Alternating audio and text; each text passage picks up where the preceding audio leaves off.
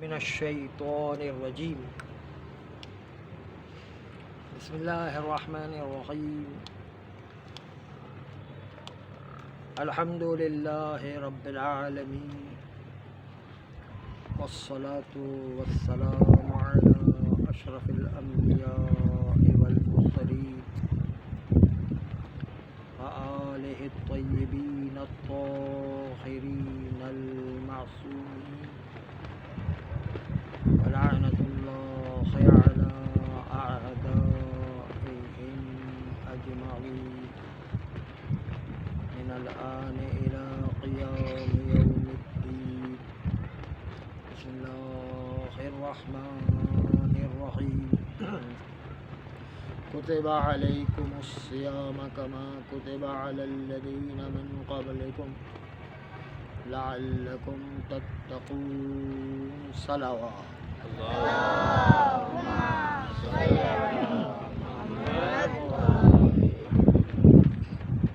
اے ایمان والو، تم پر اسی طریقے سے روزے فرض کیے گئے ہیں جس طرح پہلے کی امتوں پر روزے فرض کیے گئے تھے، تاکہ شاید تم تقوی اختیار کر سکو۔ تقوی یعنی گناہوں سے بچنا، پہلا مرحلہ اس کا یہ ہے، اور اس کے بعد تقوی کے مراحل مختلف ہوا کرتے ہیں، جس میں گناہوں سے بچنے کے علاوہ انسان مستحبات کو بھی انجام دیتا ہے، مکروہات سے بھی بچتا ہے، مباحات کو بھی مستحبات میں تبدیل کر دیا کرتا ہے۔ اور اللہ کو یہ مومن کا روزہ اتنا پسند ہے کہ جس کی وجہ سے اللہ بعض اوقات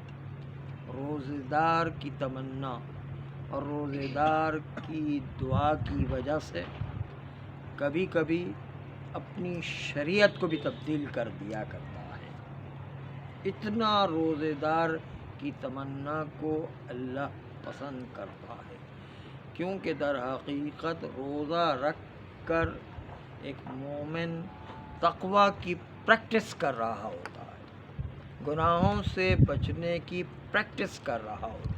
تو اللہ کو یہ گناہوں سے بچنے کی پریکٹس اتنی اچھی لگتی ہے کہ مومن کی خاطر بہت زحمت نہ ہو جائے، اس لیے پروردگار عالم اپنی شریعت کو بھی بدل دیتا ہے۔ شریعت جس کے سلسلے میں خود پروردگار عالم نے پیغمبر اسلام کو دھمکی دے دی کہ اے حبیب، اگر تم نے بھی شریعت میں مداخلت کی تو ہم تمہاری شہرک کو کاٹ کے رکھ دیں گے۔ اتنی شریعت اہم ہے، اس کے باوجود مومن کی تمنا اللہ کو اتنی پسند ہے کہ جو مومن اس روزے کے ذریعے سے تقوی کی پریکٹس کر رہا ہوتا ہے، اتنی تمنا پسند ہے کہ شریعت کو بھی کبھی کبھی بدل دیا کرتا ہے۔ جناب قیس، انہوں نے روزہ رکھا تھا جب 2 ہجری میں روزہ پہلی مرتبہ مدینہ میں واجب ہوا، اسلام کے آنے کے 10 سال کے بعد جب پہلی مرتبہ 2 ہجری میں روزہ رمضان میں واجب ہوا، تو اس وقت مدینہ میں انتہائی شدید گرمی پڑ رہی تھی، اور انتہائی گرمی کا موسم ہونے کے ساتھ ساتھ انتہائی تیز دھوپ کا عالم تھا۔ چنانچہ روزے کا حکم ایسا حکم آیا کہ جو عام طور پر عبادات کے طریقے سے بالکل مختلف تھا، اس لیے کہ عبادات کے اللہ کے نازل کرنے میں طریقہ یہ ہے کہ پہلے آسان چیز مومنوں کو دی جاتی ہے، پھر اس سے مشکل،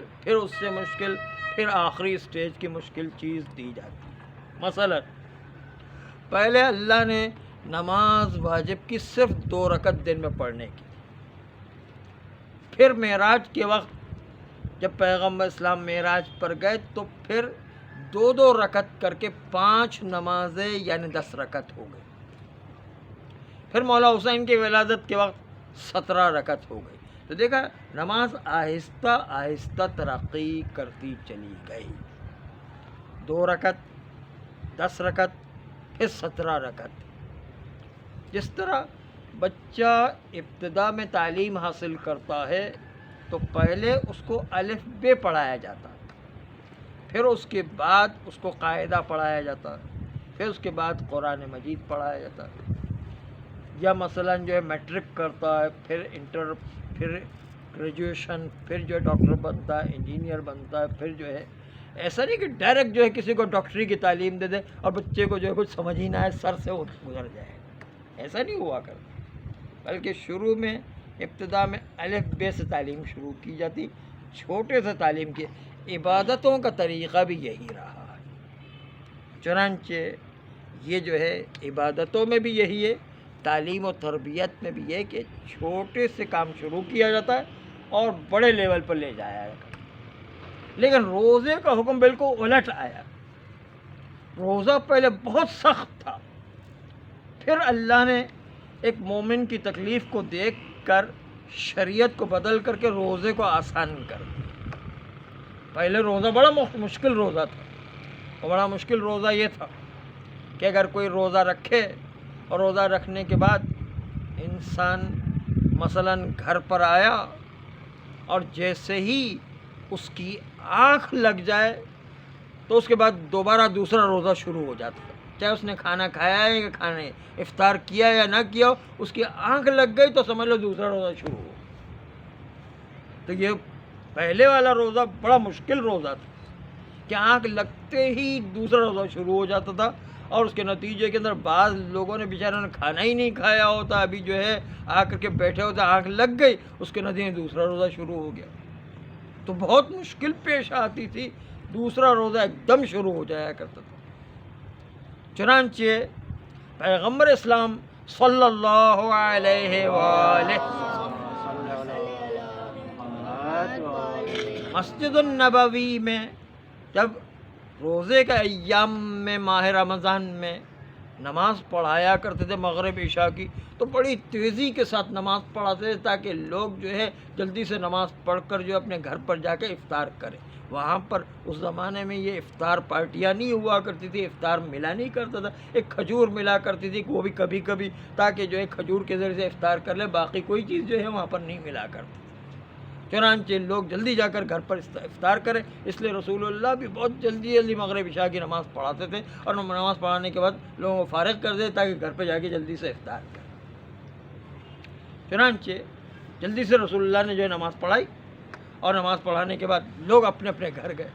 جناب قیس وہ بھی اپنے گھر آئے،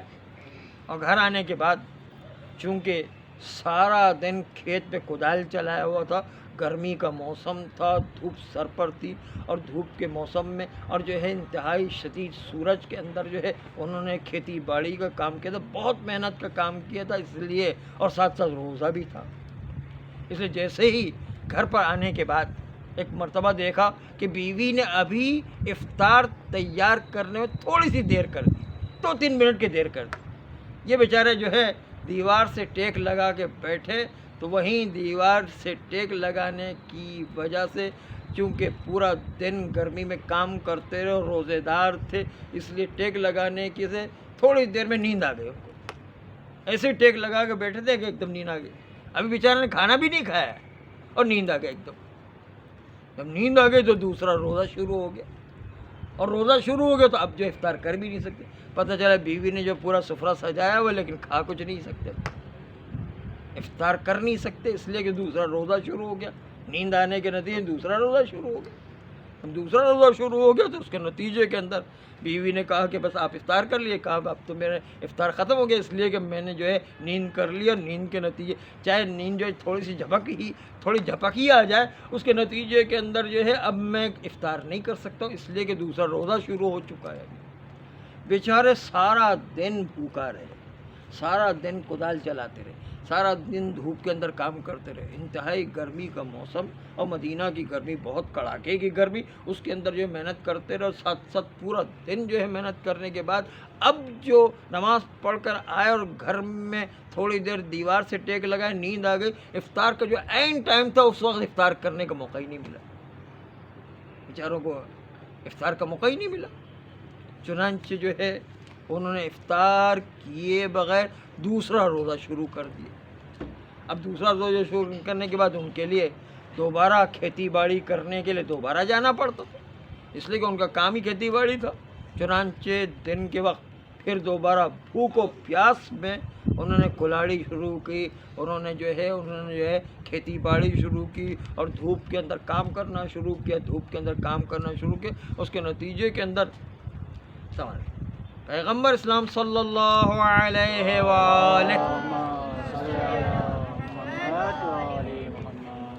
مدینہ سے باہر کوئی کام سے گئے ہوئے تھے، اب واپسی میں جب پلٹ کر آئے تو دیکھا کہ لوگوں کا ہجوم لگا ہوا ہے۔ ایک مرتبہ لوگوں کا ہجوم دیکھ کر کہ پیغمبر اسلام اس ہجوم کی طرف آئے، لوگوں نے راستہ دیا، راستہ دے کر دیکھا کہ جناب قیس وہ بے ہوش ہو گئے، جناب قیس جنہوں نے جو ہے دوسرا بغیر جو ہے سحری کے بغیر کھائے پیے روزہ رکھ لیا تھا، نہ تو جو ہے رات کا کھانا کھایا نہ دن کا کھانا کھایا، اور جو ہے پچھلے دنوں بھی جو ہے کھانا کھایا تھا، اس میں بھی جو ایک دن پہلے جو وہ روزہ رکھا تھا، اس کے اندر جو ہے بڑی کدال چلائی تھی، اب پھر دوبارہ کدال چلانے کے نتیجے بے ہوش ہو گئے بیچارے۔ ایک مرتبہ پانی ڈال کر کے ان کو ہوش میں لایا گیا۔ اب جو ہوش میں لایا گیا تو اس کے نتیجے کے اندر وہ جو ہوش میں آئے تو ہوا یہ کہ پیغمبر اسلام نے جناب قیس سے کہا کہ اے قیس، کیا تمہیں نہیں پتا ہے کہ بیمار آدمی کے لیے روزہ رکھنا حرام ہے؟ تم نے روزہ کیوں رکھا کہ جس کے نتیجے بے ہوش ہو گئے؟ قیس نے کہا کہ یا رسول اللہ، میں بیمار نہیں ہوں، میں جو ہے بالکل صحیح ٹھیک ٹھاک ہوں۔ تو کہا پھر تم بے ہوش کیسے ہو گئے؟ کہا اس لیے کہ یا رسول اللہ، میں کل رات کو ابھی مسجد سے نماز پڑھ کے آیا تھا اور میری بیوی نے افطار تیار کرنے میں 2-3 منٹ دیر کر دی، اس کے نتیجے میں نے ٹیک لگا کر کے جو ہے تھوڑا سا آرام کر رہا تھا کہ مجھے نیند آ گئی، اور نیند آنے کا مطلب ہے دوسرا روزہ شروع ہو گیا، اور دوسرا روزہ شروع ہونے کے نتیجے میں نہیں کھا سکے، اسلام کا حکم والا حکم خدا کی جو ہے اس کی تو مخالفت نہیں کر سکتے،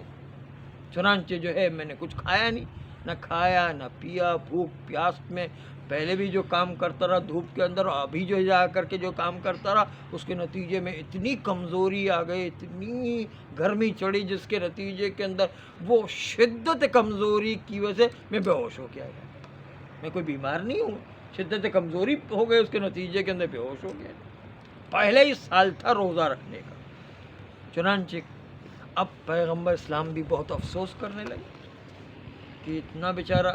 روزہ رکھ کر کے اتنی محنت کر رہا تھا، اور رات کے وقت بیچارے کو کچھ کھانے کو ملا نہیں، اور نہ سحری کرنے ملی نہ رات کو افطار کرنے ملا، کچھ بھی نہیں ہے، اور اسے روزہ شروع ہو گیا۔ تو بہت مومن کے اس حالت پر دیکھ کر رسول اللہ کو بھی بہت افسوس ہوا۔ ایک مرتبہ رسول اللہ جانے لگے، جاتے جاتے جب مغرب کا وقت آیا تو اس وقت جناب قیس مسجد میں آئے۔ ایک مرتبہ جناب قیس کو پیغمبر اسلام نے ہاتھ کے اشارے سے بلایا اور کہا کہ جناب قیس تشریف لائیے۔ چنانچہ جناب قیس آئے، جناب قیس سے کہا اے قیس، تمہیں مبارک ہو کہ تمہاری خاطر پروردگار عالم نے روزے کے حکم میں تبدیلی کر دی، اور کہا کلوا واشربوا حتی یتبین لکم الخیط الابیض من الخیط الاسود۔ کہا کہ اے قیس، تمہاری خاطر اللہ نے روزے کا حکم آسان کر دیا، اور کہا کہ کھاؤ پیو سو رو دھو کچھ بھی کرو، اور جو ہے آپ کے لیے جب تک کہ صبح کی روشنی نمودار نہیں ہوتی تب تک کھانے پینے سونے اور ہر کام کرنے کی اجازت ہے، اور تمہیں جو ہے تمہاری وجہ سے پروردگار عالم نے پورے مومنین کے لیے اتنی آسانی روزے میں پیش کر دی، جس کے نتیجے میں پروردگار عالم نے تمہاری نیت و تمنا کو اتنا منظور کیا کہ اللہ نے اپنی شریعت کو بدل کر کے رکھ دیا۔ بتائیے کہ مومن کے دل کی تمنا اور مومن کی آرزو کتنی اللہ کے وہاں مقبول ہے، اور وہ اس لیے کہ مومن روزہ رکھ کے گناہوں سے بچنے کی پریکٹس کر رہا ہوتا ہے، تقوی کی پریکٹس کر رہا ہوتا ہے، اور اس کے نتیجے میں اللہ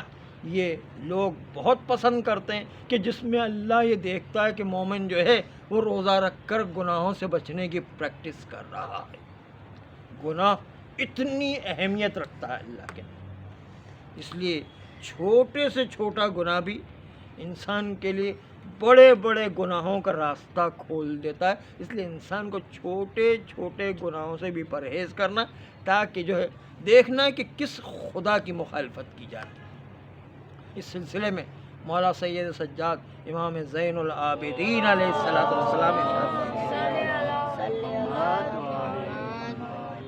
خدا کی عظمت کو دیکھیں۔ سید سجاد مولا فرماتے ہیں کہ پروردگارہ تیرا نام اتنا عظیم ہے، تیرا نام اتنا بزرگ ہے کہ ہم میں جرأت نہیں ہے، معصوم کہہ رہے ہیں کہ ہم میں جرأت نہیں کہ تیرا نام اپنی زبان پر لا سکے،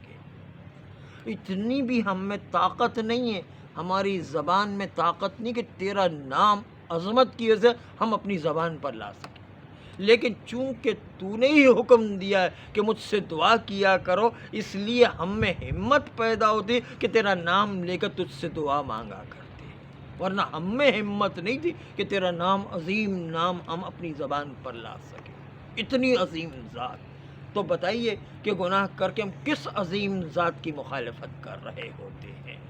اس لیے چھوٹے سے چھوٹا گناہ، یہ چھوٹا گناہ جو بڑے گناہ کا راستہ کھولتا ہے۔ آئیے دیکھیے برسیسا وہ شخص تھا کہ جو مستجاب الدعوات تھا، یعنی مستجاب الدعوات اس کو کہتے ہیں کہ جو اگر دعا کرے تو فوراً اس کی دعا قبول ہو جائے گا، اس کو کہتے ہیں مستجاب الدعوات۔ برسیسا مستجاب الدعوات تھا بنی اسرائیل کے زمانے، اتنا مقدس آدمی، اتنا پاکیزہ آدمی، اتنا عبادت گزار اور عابد و زاہد آدمی تھا کہ ان کے وہاں پر لوگ لائن لگا کر دعا کرنے کے لیے کھڑے ہوا کرتے تھے کہ ہمارے لیے دعا کر دے برسیسا کی اتنی آرزو ہوا کرتی تھی کہ لوگ تمنا کیا کرتے تھے کہ برسیسا ہمارے حق میں دعا کر دے۔ چنانچہ وہ عابد و زاہد ہونے کے ساتھ ساتھ، کیونکہ پرانے زمانے میں عیسائیوں کے وہاں پر بنی اسرائیل کے زمانے میں لوگ رہبانیت اختیار کرتے تھے، یعنی شہر کو چھوڑ کر جنگلوں میں چلے جاتے تھے اور وہاں پر عبادت کیا کرتے تھے، اور اس زمانے میں جائز بھی تھا، ہمارے اسلام کے زمانے میں جائز نہیں۔ چنانچہ برسیسا ایک جنگل میں جا کر عبادت کیا کرتے، لوگ اپنی دعائیں کروانے کے لیے برسیسا کے پاس پہنچا کرتے تھے، اور اتنا مشہور تھا کہ بادشاہ حضرات بھی، وزراء حضرات بھی اس کی عزت کیا کرتے تھے، اس کے تقوی و پرہیزگاری کی وجہ سے۔ چنانچہ ایک مرتبہ 3 بھائی تھے اور اس کی ایک بہن، وہ ایسی بیمار ہوئی کہ سارے حکیموں کی دوائیاں کروائی، اور سارے حکیموں کی دوائیاں کرنے کے بعد بھی اس بہن کو شفا نہیں ہوئی، تو ایک مرتبہ جہاں پر ڈاکٹروں کا علاج ممکن نہیں ہوتا، وہاں پر پھر دعائیں اور معصومین سے توسل کرنا کام آیا کرتا ہے۔ چنانچہ ہم دیکھتے ہیں کہ معصومین کے روزے پر لوگوں کو شفا ملتی ہے، جب ڈاکٹر جو ہے مایوسی کا جواب دے دیتا ہے تو پھر دعائیں کام آتی ہے، اور پھر جو ہے معصومین کا توسل کام آیا کرتا ہے۔ چنانچہ اس زمانے میں برسیسا اتنا مشہور عابد و ظاہر تھا کہ ان 3 بھائیوں نے بھی نام تو سنا ہوا تھا کہ بہت مشہور عابد و زاہد ہے، بہت پرہیزگار آدمی ہے۔ چنانچہ وہ اپنی بہن کو برسیسا کے پاس لے گئے، اور برسیسا کے سے کہا، ویسے تو لائن لگی ہوئی تھی، جب ان کی نوبت آئی، نوبت آنے پر جو ہے برسیسا سے کہا کہ ہماری بہن، اس کا ہم نے بہت علاج کیا، بڑے حکیموں کو دکھایا، ہر جگہ پر دکھایا، لیکن کہیں پر اس کا علاج نہیں ہو سکا، تو آپ جو ہے ان کے حق میں دعا کر دیجئے تاکہ ہماری بہن کو شفا ہو جائے۔ تو برسیسا نے کہا ابھی میرے پاس ٹائم نہیں، میں عبادت میں مشغول ہوں، انشاءاللہ جب جو ہے عبادت کا اس دعا کا ٹائم آئے گا تو میں ان کے لیے دعا کر دوں گا۔ تو 3 بھائی جو ہے بڑے طاقتور بھائی تھے، اس لیے کہ ان کو بادشاہوں سے تعلق، اور انتہائی امیر ترین بھائی تھے، اور ساتھ ساتھ بادشاہوں سے تعلق تھا ان کا۔ چنانچہ ان تینوں بھائیوں نے یہ سوچا کہ جب برسیسا کا دعا کرنے کا ٹائم ہو تو اس وقت جو ہے وہ بھول نہ جائے، اس لیے کہا کہ چلو ہم اپنی بہن کو وہاں پر رکھ دیتے ہیں، اور برسیسا نے کہا ہمارا عبادت خانہ بہت زیادہ، کہیں کونے میں ڈال دو، میں جب وقت آئے گا تو دعا کر دوں گا۔ امام علیہ السلام نے فرمایا کہ یہی جو ہے، چھوٹے امام نے فرمایا کہ یہی برسیسا کی بہت بڑی غلطی تھی، یہی جو ہے برسیسا کی بہت بڑی غلطی تھی، اس لیے کہ شیطان جب جو ہے ایک محرم اور ایک نامحرم کے ساتھ جو ہے، نامحرم مرد و عورت جمع ہوتے ہیں خلوت میں، تو اس کے نتیجے تیسرا جو شیطان آتا ہے اور کہیں نہ کہیں اس کو بہکانے کا راستہ نکالتا ہے۔ اگرچہ کہ ظاہری جائز کام تھا، لیکن اس کے باوجود دعا کرنے کا کام تھا۔ کبھی قرآن پڑھنے کے بہانے محرم مرد و نامحرم جمع ہو جاتے، اس کے نتیجے کے اندر خلوت پہ جب جمع ہوتا تو تیسرا شیطان آ کے کہیں نہ کہیں بہکانے کا کام شروع کر۔ معصوم نے فرمایا یہ جو برسیسا کی پہلی سب سے بڑی غلطی تھی۔ چنانچہ برسیسا تھا بہت بڑا عابد و زاہد، سالہ سال سے عبادت کر رہا تھا، سالہ سال سے کوشش کر رہا تھا، اور برسیسا جو ہے انتہائی عابد و زاہد ہونے کے ساتھ ساتھ مشہور بھی تھا، بادشاہ بھی ان کا احترام کرتے تھے، وزراء بھی ان کا احترام کرتے، بڑے بڑے رئیس بھی ان کا احترام کرتے۔ برسیسا معروف شخصیت تھا، اور برسیسا جو ہے انتہائی اہم ہونے کے بعد بھی جب وہ بھائیوں کو پورا 100% یقین تھا کہ یہ برسیسا میری بہن کے بارے میں، ہماری بہن کے بارے میں دعا کرے گا تو اس کے نتیجے میں ٹھیک ہو جائے گی۔ کہا کہ اچھا ٹھیک ہے، جب وقت آئے تو برسیسا کے سے کہا کہ جب وقت آئے تو ہماری بہن کے لیے دعا کر دیں۔ یہ کہہ کر بھائی چلے گئے، وہ اپنے کاموں کے اندر لگ گئے، اور پھر جو ہے ایک دن گزر جانے کے بعد، جب جو ہے ایک دن گزر جانے کے بعد واپس آئے، لیکن اس سے پہلے وہاں پر خرابی ہو چکی تھی۔ برسیسا عبادت کر رہا تھا، خلوت میں وہ بہن پڑی ہوئی تھی، اور خلوت کا وقت جب آیا تو ایک مرتبہ عبادت کرتے کرتے اس کی نگاہ ایک مرتبہ اس کی بہن پر پڑ گئی۔ شیطان کو بہکانا تھا، ایک مرتبہ نگاہ کا جو پڑنا تھا تو ایک مرتبہ جذبات بیدار ہو گئے، اور پھر آگے بڑھ کر وہ حرام کام کیا جس کے نتیجے میں اس بہن کے اندر پریگننسی واقع ہو گئی۔ اب جو پریگننسی واقع ہوئی تو برسیسا گھبرایا کہ ارے میری تو زندگی بھر کی کمائی اور اتنی عبادت گزار ہونے کی بات، میرے اتنی عزت ہے کہ بادشاہ نے وقت بھی میرے سامنے جھکا کرتے ہیں، وزراء حضرات بھی میرے سامنے جھکا کرتے ہیں، پوری دنیا میں میری شہرت ہے، اس کے بعد اگر یہ چیز ان کو پتہ چلے گی تو میرا تو نام ختم ہو جائے گا۔ ایک مرتبہ جو ہے گھبرایا، اور گھبرا کر کے جب جو ہے یہ بات دیکھی کہ پریگننسی پیش آ گئی، ایک مرتبہ کہا اپنی عزت کو بچانے کے لیے کہ اس بچی کا گلا گھونٹ کے اس کو وہیں پر قتل کریں۔ امام معصوم نے کہا کہ دیکھو، ایک غلطی کی، ایک چھوٹی سی غلطی کی، اور چھوٹی سی غلطی کرنے کے نتیجے میں ہوا یہ کہ ایک چھوٹی سی غلطی نے اس کو بڑا گناہ کروا دیا، گناہ کبیرہ زنا ہو گیا، اور پھر اس کے بعد گناہ بڑھتا چلا جا رہا ہے کہ زنا کے بعد پھر قتل کا گناہ کروا دیا، اور قتل کے گناہ کے بعد پھر دیکھیں گناہ بڑھتا ہی چلا جا رہا ہے، وہ گناہ جو ہے وہ بڑے سے بڑا گناہ ہوتا چلا جا رہا ہے۔ ایک مرتبہ بھائی جب دوسرے دن آئے تو ایک مرتبہ اس کو اپنی عزت بچانے کے لیے کچھ نہ کچھ تو کرنا تھا۔ ایک مرتبہ جب بھائی آئے اور انہوں نے برسیسا سے پوچھا کہ ہماری بہن جو ہے وہ کہاں ہے؟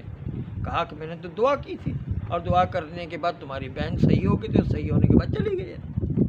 وہ تو جو ہے اپنے راستے پر چلی گئی۔ برسیسا اتنا مشہور اور معروف تھا کہ اس کے نتیجے بھائیوں کو یقین آ گیا کہ ہاں برسیسا بالکل صحیح کہہ رہا ہے، کہ اس کے لیے دعا کی ہوگی، اور جو ہے اس نے کہا کہ مجھے راستہ پتہ ہے، میں چلی جاؤں گی، تو چلی گئی، اور یقین آ گیا۔ اور یقین آ کر اپنی جو ہے جگہ پر جو ہے شہر میں آ کر بھائی بیٹھ گئے کہ یقیناً کہیں نہ کہیں چلی گئی ہوگا، چھلا پہنچ جائے گی۔ لیکن چند دنوں کے بعد وہی شیطان دیکھے کیسا حملہ کرتا، شیطان اس طرف سے اس کو بہکا، دوسری طرف اس طرف اس کو بہکا۔ ایک مرتبہ شیطان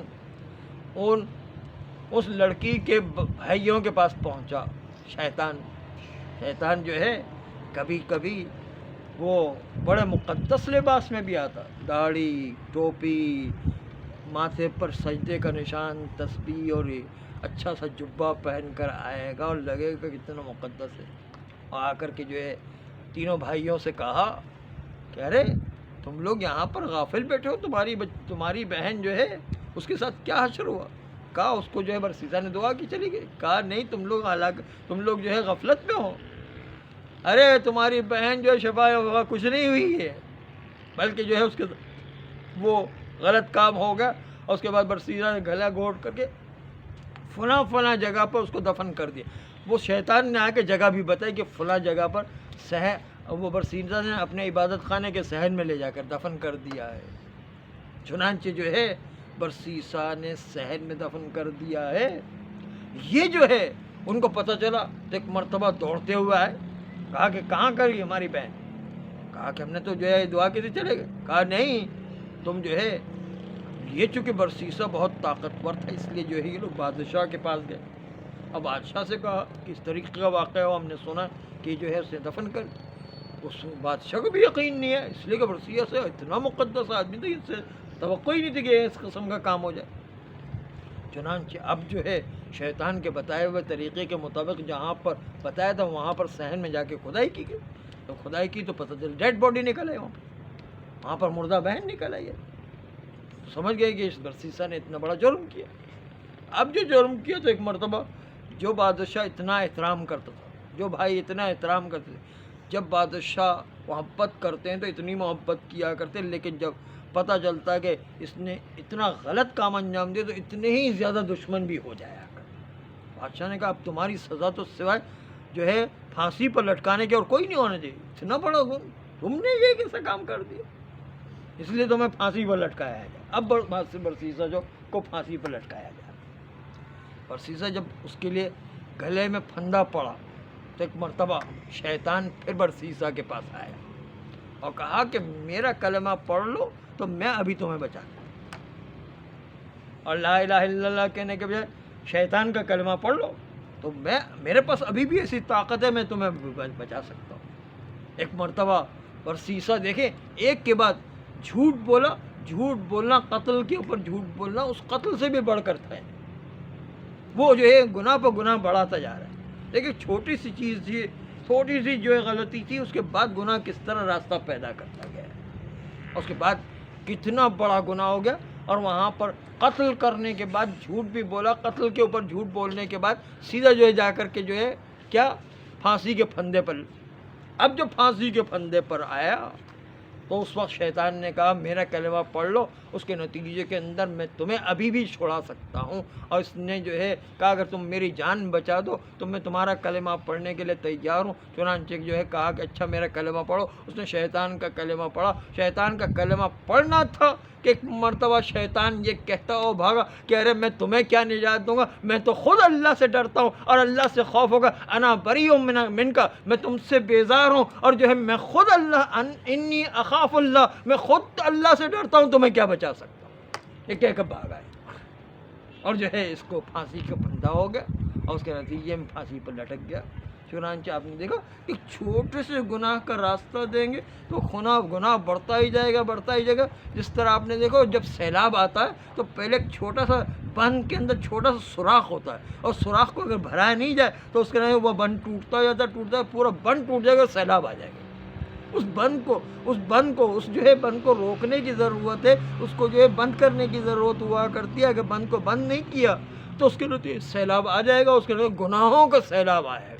پھر ہم اس کو روک نہیں سکتے ہیں۔ اس لیے پہلے سے اگر کوئی غلطی ہوگی تو پہلے ہی اس سے توبہ کر کے اس کو بند کر دیا جائے، اور توبہ کر کے اس گناہوں کا راستہ روک دیا جائے تو اس کا نتیجہ انسان بچ جایا کرتا ہے. تھوڑی سی پشیمانی اٹھانا پڑے تو اٹھانا پڑے، لیکن انسان ہمیشہ کے لیے گناہوں کا راستہ بند کر دے تاکہ گناہوں کا سیلاب پر حاوی نہ ہو جائے اور اس کے نتیجے برسیسہ والا حال ہمارا نہ ہو جائے. پروردگار عالم ہم سب کو روزہ رکھنے کے ساتھ ساتھ گناہوں سے بچنے کی توفیق عطا فرمائے. ہمارے گناہ کبیرہ و صغیرہ کو معاف فرمائے. آئندہ بھی گناہوں سے بچنے کی توفیق عطا فرمائے. نسل بعد نسل ایسی اولاد عطا فرمائے جو روز قیامت تک امام زمان علیہ الصلوۃ والسلام کے سچے سپاہی قرار پائے. پروردگارا ہو ذات علمیہ